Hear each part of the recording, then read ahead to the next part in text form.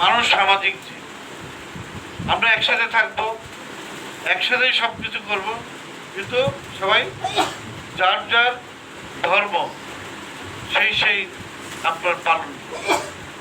আজকে যদি আমার যদি জন্ম যদি এই বাড়িতে না হয়ে আমি যদি কোনো হিন্দু ঘরে যদি জন্ম নিতাম, তাহলে আমার কি হতো? বা আপনারা যারা এখানে যারা আছেন, তারা যদি জন্ম যদি মুসলমান ঘরে যদি হতেন, তাহলে কি হতো? তার মানে সৃষ্টিকর্তাই জানেন যে তাকে কোন জায়গায় জন্ম দিয়েছেন। তো এই কারণে মানে আমরা ওই সাইডটাই আমরা না যে আমরা যার যার অবস্থানে থেকে তারটাকে শ্রেষ্ঠ মনে করি, আমরা আমাদের মানে জীবনটাকে সামনের দিকে এগিয়ে নিয়ে যাই। আমি